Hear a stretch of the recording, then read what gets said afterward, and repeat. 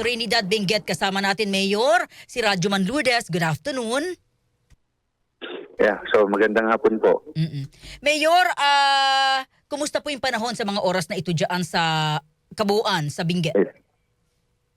Opo, so umuulan pa po dito at yun nga, yung parang na-measure po natin na parang ulan na bumagsak po dito magmula po kagabi from 8 p.m. hanggang 8 at night. Tapos mga 200 mm po yung ulan na binuhos dito. Oh, walang tigil, Mayor, no? Hanggang ngayon? Mayor, itong dalawang patay, ano po yung mga pinaka-latest report dito? Opo, so yung report po na nasa punerarya na po sila, pero yun nga po, nag-usap po nung kanina pong alas 8, report po yung ating PDRMC na nag-collapse na bundok doon at tabunan po isang karinderya. So nag-dispatch po tayo ng mga tauhan po natin dito sa EOC at yun nga po, alam po natin at parang madaganay. So fortunately, sa natin at may po sa unfortunately, yung dalawa, nakuha po natin yung Mayor, dalawa lang ho itong confirmed na nasawi, lalaki, babae? Kaya po, ano po? At lalaki ho ba ito pareho? Mga lalaki po sila lahat. Okay, dalawa lamang po. Meron pa ho bang iba na nawawala or nasa ospital? Opo. Yung isang po nasa ospital and then unfortunately, yung dalawa wala na pong buhay. So, yun po. Oo. So yung isa po nasa ospital, so tatlo po ito lahat? Opo. Tatlo po sila lahat. Tatlo Magkakasama po ito, empleyado ng pakainan o bakasyonista? Yeah. Empleyado po sa kainan. Sakto na nagbe-breakfast po sila.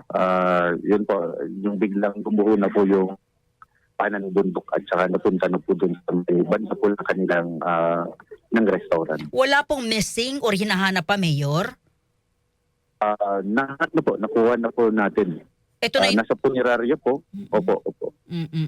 Mayor, ano nangyari? Yun, sa lakas po ng ulan, talagang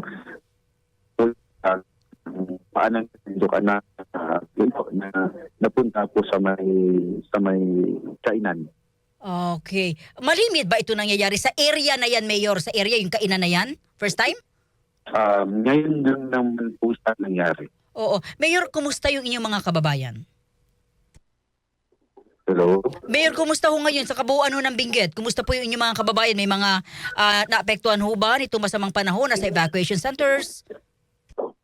Opo, so umuulan pa po dito at yun nga, nakapagtala po tayo ng mga several na mga landslide. May isarado pa po tayo sa kalsada.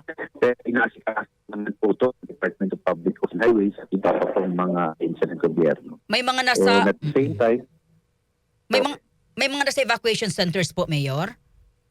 sa ngayon, wala pa po tayong nasa evacuation center. Pero sa pag-iikot po natin sa mga barangays natin, may mga constituents tayo na ipapadala na ngayon sa evacuation center. Pero sa ngayon, wala pa po. Okay. May mga ipapadala na ho kayo? Opo. Yung mga barangays po, wala. May papadala pa po sila pero hindi pa po sila nakakarating po rito sa evacuation centers natin. Mayor, more or less, ilang barangay po yung affected nitong masamang panahon dyan sa Benguet? Na Trinidad po tayo, isang munisipyo. Lahat na po dito affected pero yun nga, may bang i-focus po dito. Yun po, ito malakas ng ulan, inapektuhan yung kanila bahay. Kaya medyo delikado po yung mga lupa kung saan doon po nakatayo yung kanilang mga bahay. Possible naman ho lahat po kung papaakyat ho kami sa, for example, yung mga turista paakyat, possible ho ba lahat ng mga kalsada, Mayor? Opo, pag-akit po kayo ng Lating, dadaan po kayo ng Baguio. Possible naman po lahat yung ating mga kalsada. Yun nga lang, may isang parte lang po tayo ng isang kalsada dito na medyo sarado dahil yun nga, pinasara po natin. While ongoing po yung opening, pero yun nga po gumagalaw po kasi yung mga ibang lupa kaya hindi po pa natin pinapabukas for the sake of the riding public. Gumagalaw po yung ibang lupa? Kaya, opo, yung umuulan po kasi, kaya yung lupa na doon, parang pumupunta pa rin po sa may kalsada. Oo. Mayor, itong pakainan na nilamon po ng landslide, Tourist destination po ba ito? Hindi po, hindi naman po siya tourist destination. Parang typical lang po na kainan dun sa may malapit sa kalsada. Okay. Kumustahin po namin yung ano po ang tulong naman na mai-alok ng lokal na pamahalaan sa mga nasawi, Mayor, at nasugatan? Yeah, so opo, so direct na po naman na nag-coordinate na po tayo sa DSWD sa SWAD. And nandun din po sila kanina sa site. At yun nga, nagsabi naman po sila na magbibigay sila ng kaukulang aksyon at tulong. And at the same time, dito rin po sa ating Municipal Social Welfare Development Office, titignan po natin kung ano pa man ang pwede natin may tulong basta kaya po ng ating local government.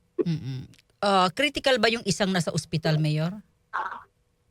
Yun ang hindi ko pa po na pero alam ko parang okay na po siya. Okay, Mayor, ingat po kayo dyan. Kayo po'y patuloy na makikipag-ugnayan sa inyo. Thank you, Mayor. Good afternoon. Yes, maraming salamat din po. Tutok Bagyo.